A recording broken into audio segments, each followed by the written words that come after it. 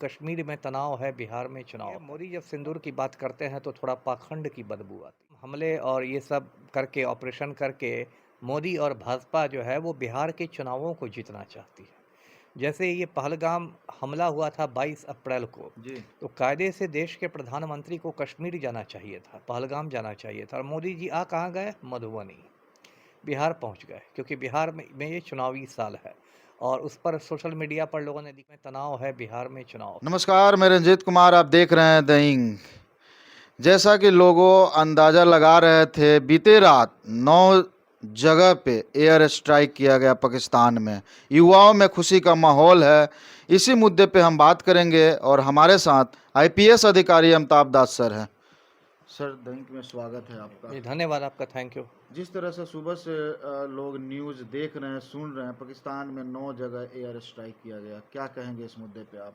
सही है, ये आधी रात की बात है और ऑपरेशन सिंदूर के तहत 9 आतंकी ठिकाने तबाह किए गए हैं। जी।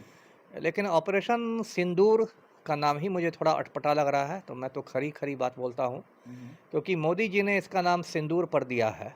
और दर्शकों को मैं बता दूं कि मोदी जी की अपनी पत्नी जसोदाबेन सालों से सिंदूर लगाना बंद कर चुकी है। नरेंद्र मोदी ने अपनी पत्नी जसोदाबेन को सालों पहले छोड़ दिया है। ये हालत है कि प्रधानमंत्री आवास में जसोदाबेन का कदम रखना भी मना है और बेचारी किसी गांव में अपना गुजर बसर कर रही है, गुजरात के किसी गांव में। और मोदी जी ने जसोदाबेन पर इतने जुल्मों सितम किए हैं, इतने अत्याचार किए हैं कि बेचारी ने सिंदूर लगाना बंद कर दिया है।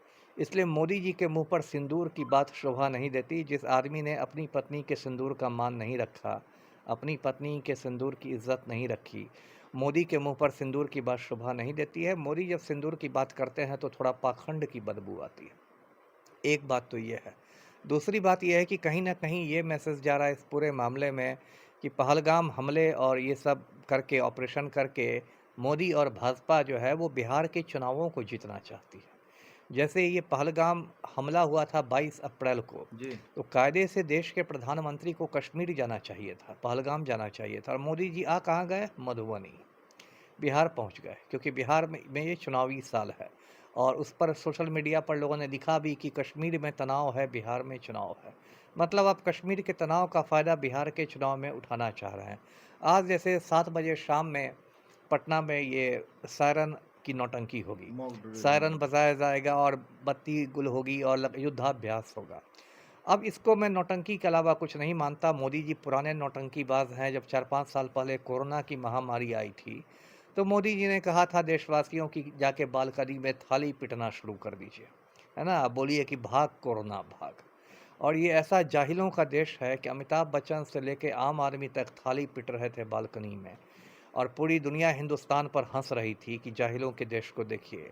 और उससे हुआ कुछ नहीं। जब कोरोना की दूसरी लहर आई 2021 में तो लगभग 50 लाख लोग मर गए, ऑक्सीजन की कमी से तड़प तड़प के मर गए। सब इनका थाली लोटा पीटना रखा रह गया। तो थोड़ा नौटंकी वाली आदत है सरकार में। अभी देखिए पटना में मतलब ये ड्रिल कराने की कोई ऐसी खास आवश्यकता नहीं थी। पटना कोई सीमावर्ती शहर नहीं है, ऐसा नहीं कि पाकिस्तान की सीमा पर लगा हुआ है और पटना तक पाकिस्तान का विमान पहुंचेगा इसकी संभावना नहीं के बराबर है। लेकिन एक मतलब नाटक किया जा रहा है, युद्धोन्माद किया जा रहा है, युद्धाभ्यास किया जा रहा है जिससे कि बिहार की जो जनता है इसी सब में उलझ जाए और जो ज्वलंत मुद्दे हैं बिहार के, जैसे बेरोजगारी है, भ्रष्टाचार है, महंगाई है, इन सब पर से लोगों का ध्यान हटा दिया जाए। जैसे कि बीपीएससी अभ्यर्थियों को इतना पीटा गया, टीआरई अभ्यर्थियों को पीटा जा रहा है, सिपाही भर्ती का पेपर लीक हो रहा है, घोटाले हो रहे हैं, इन सब पर चर्चा नहीं हो और इसी में भाजपा का बेड़ा पार हो जाए। तो ये मैं एक बहुत गिरी हुई ओछी राजनीति मानता हूँ मोदी की। सर, ये जो एयर स्ट्राइक हुआ, आप आईपीएस अधिकारी हैं, दर्शकों को बताएं कि युद्ध होना सही में बच्चे का खेल है या बहुत बड़ा टफ काम है? नहीं, नहीं, बच्चे का खेल तो बिल्कुल नहीं है। बहुत लोग समझते हैं कि युद्ध जो है एक वीडियो गेम है, मोबाइल जी। गेम है। वो नहीं है, युद्ध बहुत गंभीर चीज़ है और युद्ध में दोनों पक्षों का नुकसान होता है। हज़ारों बच्चे अनाथ होते हैं, हज़ारों महिलाएं विधवा होती है, लाखों लोग अपंग होते हैं, महंगाई बढ़ जाती है, कालाबाज़ारी बढ़ती है, मुनाफाखोरी बढ़ती है। युद्ध कोई मज़ाक नहीं है। इसलिए युद्ध के प्रति अतिरिक्त उत्साह नहीं रखना है। युद्ध ये नहीं कि कोई मनोरंजन की चीज़ है और बहुत लोग ख़ास के जो मूर्ख और जाहिल लोग हैं उनको मैं देखता हूँ कि युद्ध के प्रति उनमें बहुत अतिरिक्त उत्साह रहता है, बिना ये समझे हुए कि युद्ध के क्या दुष्परिणाम होते हैं। जी। एक मनीष कश्यप यूट्यूबर है, वो बोल रहे हैं कि मोदी जो बोलते हैं वो करते हैं, और देखिए पाकिस्तान में जाकर दिखा दिए। तो मनीष कश्यप हमारे और आपके अकाउंट में 15 लाख रुपया क्यों नहीं भेजवाते हैं? मोदी ने कहा था ना कि देश का काला धन 100 दिन के अंदर ले आएगा जी। और हर हिंदुस्तानी के अकाउंट में 15-15 लाख रुपए जमा होंगे। आज सुबह में भी मैंने अपना अकाउंट चेक किया, 15 पैसा मोदी ने नहीं भेजा है। तो मोदी तो झूठ बोलने की मशीन है, बस जुमलेबाजी, हवाबाजी करता है। मनीष कश्यप तो इसलिए बोल रहा है, मोदी को मक्खन लगा रहा है, क्योंकि उसको चनपटिया से विधानसभा का टिकट लड़ना है भाजपा के इस पर। तो सोचता है कि मोदी जी के जूते चमकाऊंगा, मोदी जी को मक्खन लगाऊंगा तो चनपटिया से विधानसभा टिकट मिल जाएगा। उसकी बात को मैं गंभीरता से नहीं लेता। लास्ट में युवाओं को क्या संदेश देंगे यूथ के विषय में आप? यूथ को संदेश दूंगा कि बेरोजगारी के मुद्दा को नहीं भूलिए। नरेंद्र मोदी ने देश के युवाओं के भविष्य के साथ बहुत खिलवाड़ किया है। ये देखिए, सेना में नियमित बहाली बंद हो गई है, अब अग्निवीरों की बहाली होती है।